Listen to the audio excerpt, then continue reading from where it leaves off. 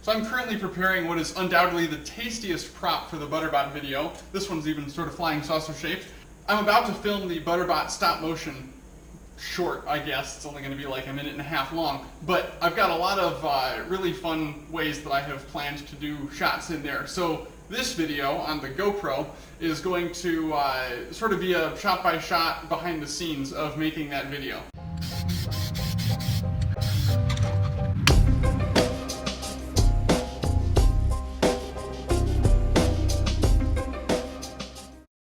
When I went to the store to pick up pancake ingredients, I took the Butterbot with me and felt a little bit like Jimmy McGill trying to film a commercial. I set the Butterbot in my cart and pulled out my camera in front of the butter aisle. But that's the final scene. So let's rewind to before the Butterbot was awoken into his existentially unfulfilling life.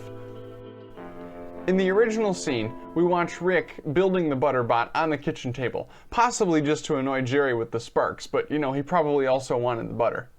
So I needed some sort of establishing shot, preferably involving some flying sparks. So I used a Dremel and just dremeled the end of a bolt to make some sparks. And I wanted the camera to be moving during that time, so I used my time-lapse slide rig to move the camera. Now, it's a time-lapse rig, so it normally takes like 60 or 70 minutes to move from end to end, but I was able to make it slide from end to end in just a few seconds because I tied a piece of paracord to the dolly and just pulled on that rope with my off-camera arm. For the clip on the table, where both my hands are visible, I actually drove the camera dolly with my foot, and that ended up working all right. Once the Butterbot wakes up, he needs to move, but he doesn't have any motors in him. So this is really the beauty of stop-motion animation. Because video is nothing except a series of images played back very quickly, we can create video, albeit very slowly, by recording a set of images with very slight movements from frame to frame. So for every frame of the Butterbot's movement, I repositioned him by hand, then took a separate picture, and I had to keep doing this for a while. I was also interspersing live action video with the stop motion. When the Butterbot wakes up, you can see that I set the Butterbot down, and that happened in real time. It was actual video. And then the still frames take over, and the Butterbot moves under stop motion animation. And after that's done, I start recording real video again, and I pick the Butterbot up. The key to this working is that the tripod cannot move between clips or between frames of the stop motion. So to limit camera movement, I was using an extremely rigid tripod and ball joint mount. And all of the still frames are actually activated with an external trigger so that I didn't have to touch the camera. Touching the camera for every frame and necessarily moving it a little bit would have made the final video look like it was vibrating, and that would obviously have been a problem. So that's all good, but how do you film a clip where I'm moving at the same time as the Butterbot? I'll give you a hint. I wasn't moving really slowly and dubbing in my own voice later. I actually recorded two separate videos, one stop motion and the other live action, without moving the camera, and then edited them together later using pieces of the frame from each video. In this case, the left half of the frame is stop motion and the right half of the frame is live action. You can go in later and erase that seam with some color grading and editing. I used a similar technique for the scene where I cloned myself to be Jerry and Rick at the same time.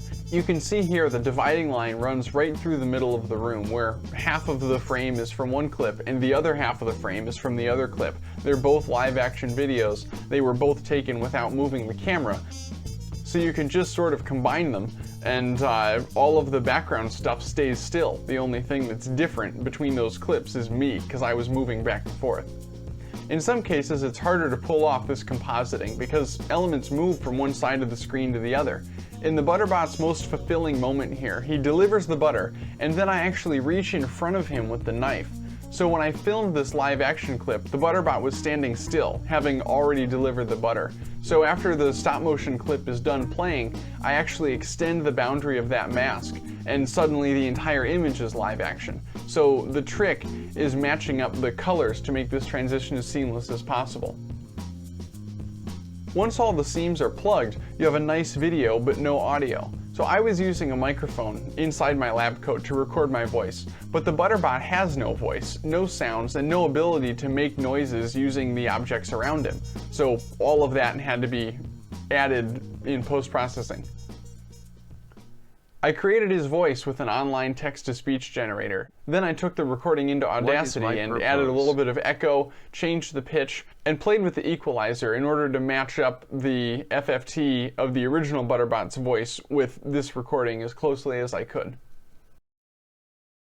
Recording the background noises was really great, because I always think that Foley work looks really fascinating. It always looks like a lot of fun. And for this project, I got to try it out. So, spoiler alert, it was actually a lot of fun. The Butterbot's motor noises are me grinding the gearbox from my time-lapse rig.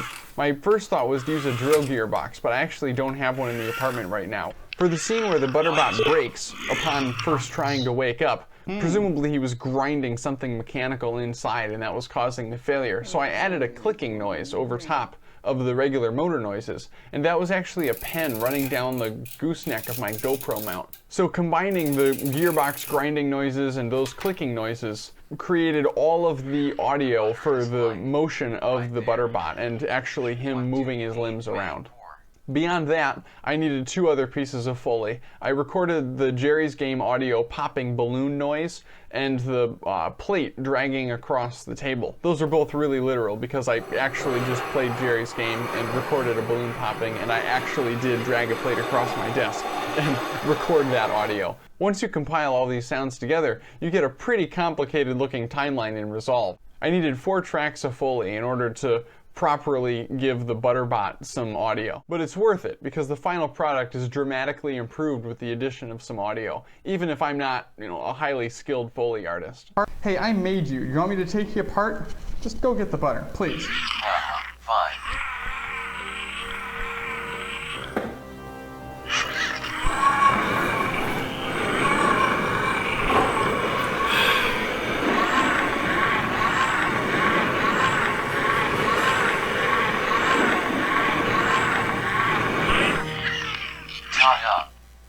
Thank you.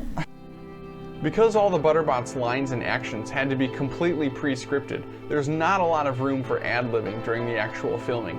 The process of double recording every scene and then individually recording each of the Butterbot's frames is not a fast process. To cheat slightly, I lowered the frame rate of the Butterbot. All the video that I take is at 30 FPS, that's pretty much a standard. But the Butterbot looks notably jerkier because he's actually moving at either 15 FPS or 10 FPS, depending on how fast he needed to move in order to match up with his audio.